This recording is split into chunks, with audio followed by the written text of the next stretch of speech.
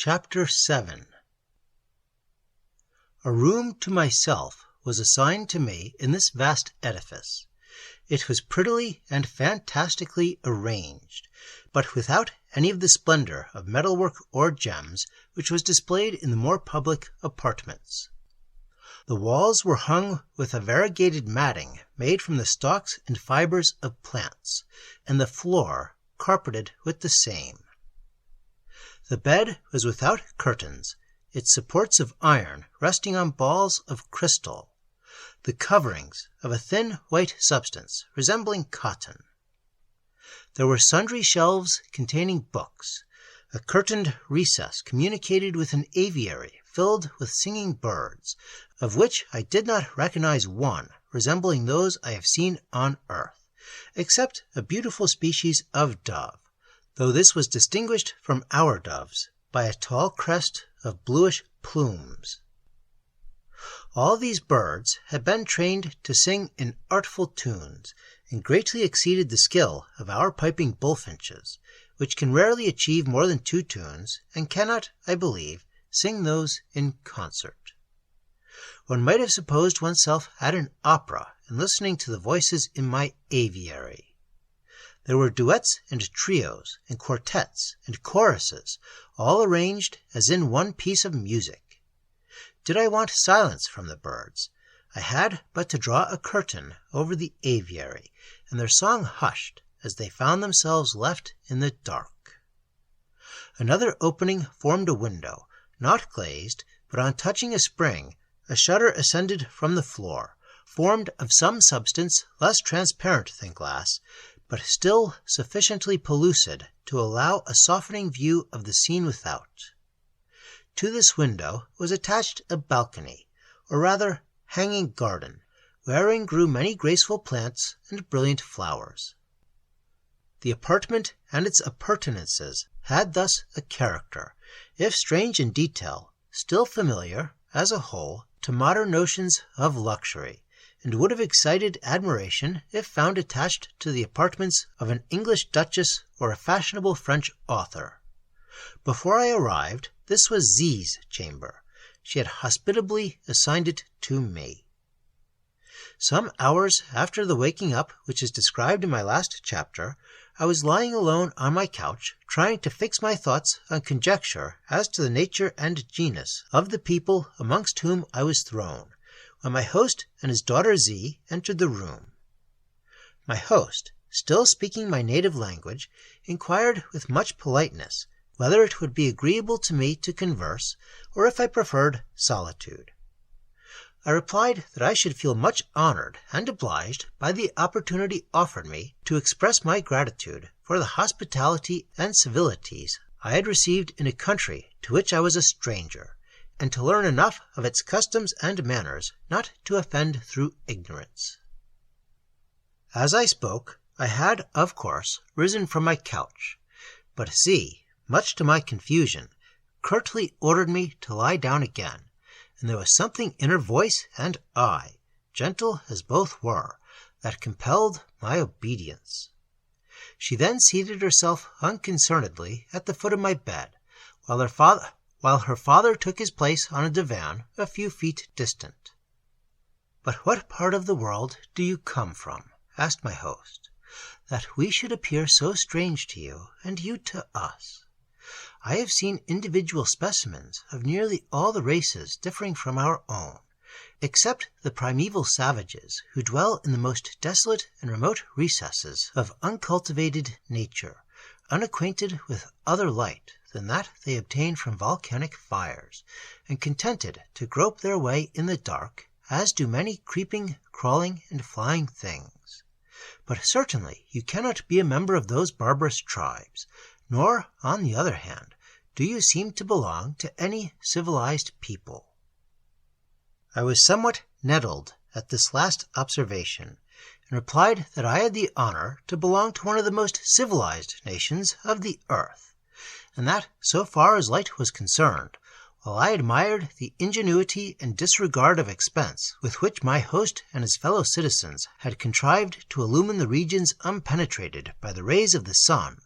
yet I could not conceive how any who had once beheld the orbs of heaven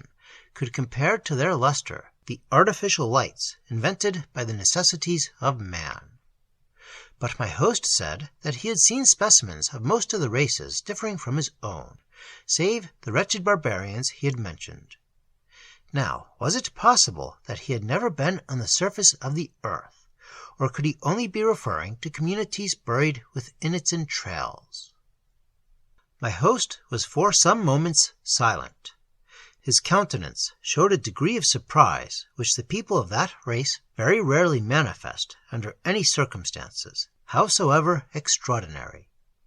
But Z was more intelligent, and exclaimed, "So you see, my father, that there is truth in the old tradition. There always is truth in every tradition, commonly believed in all times and by all tribes." "Z," said my host mildly, "you belong to the College of Sages, and ought to be wiser than I am. But, as Chief of the Light-Preserving Council, it is my duty to take nothing for granted till it is proved to the evidence of my own senses." Then, turning to me, he asked me several questions about the surface of the earth and the heavenly bodies, upon which, though I answered him to the best of my knowledge, my answers seemed not to satisfy nor convince him. He shook his head quietly, and, changing the subject rather abruptly, asked how I had come down from what he was pleased to call one world to the other. I answered that under the surface of the earth there were mines containing minerals or metals, essential to our wants and our progress in all arts and industries. And I then briefly explained the manner in which, while exploring one of those mines, I and my ill-fated friend had obtained a glimpse of the regions into which we had descended, and how the descent had cost him his life, appealing to the rope and grappling hooks that the child had brought to the house in which I had been at first received, as a witness of the truthfulness of my story. My host then proceeded to question me as to the habits and modes of life among the races on the upper earth, more especially among those considered to be the most advanced in that civilization which he was pleased to define the art of diffusing throughout a community the tranquil happiness which belongs to a virtuous and well-ordered household. Naturally desiring to represent in the most favorable colors the world from which I came, I touched but slightly, though indulgently, on the antiquated and decaying institutions of Europe, in order to expatiate on the present grandeur and prospective preeminence of that glorious American Republic, in which Europe enviously seeks its model and tremblingly foresees its doom. Selecting for an example of the social life of the United States that city in which progress advances at the fastest rate, I indulged in an animated description of the moral habits of New York. Mortified to see, by the faces of my listeners, that I did not make the favorable impression I had anticipated, I elevated my theme, dwelling on the excellence of democratic institutions, their promotion of tranquil happiness by the government of party, and the mode in which they diffused such happiness throughout the community by preferring, for the exercise of power and the acquisition of honors, the lowliest citizens in point of property, education, and character. Fortunately recollecting the peroration of a speech on the purifying influences of American democracy and their destined spread over the world, made by a certain eloquent senator, for whose vote in the Senate a railway company, to which my two brothers belonged, had just paid $20,000, I wound up by repeating its glowing predictions of the magnificent future that smiled upon mankind, when the flag of freedom should float over an entire continent, and 200 millions of intelligent citizens, accustomed from infancy to the daily use of revolvers, should apply to a cowering universe the doctrine of the patriot Monroe. When I had concluded, my host gently shook his head and fell into a musing study, making a sign to me and his daughter to remain silent while he reflected. And after a time he said in a very earnest and solemn tone,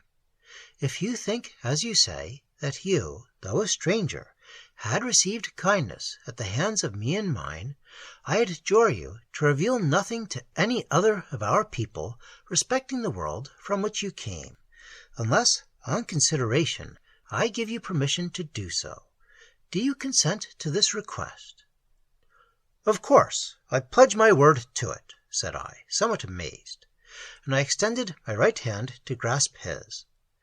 But he placed my hand gently on his forehead, and his own right hand on my breast, which is the custom among this race in all matters of promise or verbal obligations. Then, turning to his daughter, he said, "And you, Z, will not repeat to anyone what the stranger has said, or may say, to me or to you, of a world other than our own." Z rose and kissed her father on the temple, saying with a smile, "A gee's tongue is wanton, but love can fetter it fast. And if, my father, you fear lest a chance word from me or yourself could expose our community to danger, by a desire to explore a world beyond us, will not a wave of the vril, properly impelled, wash even the memory of what we have heard the stranger say out of the tablets of the brain?" "What is vril?" I asked. Therewith Z began to enter into an explanation of which I understood very little, for there is no word in any language I know which is an exact synonym for vril. I should call it electricity, except that it comprehends in its manifold branches other forces of nature, to which, in our scientific nomenclature, differing names are assigned, such as magnetism, galvanism, etc. These people consider that in vril they have arrived at the unity in natural energetic agencies, which has been conjectured by many philosophers above ground, and which Faraday thus intimates under the more cautious term of correlation.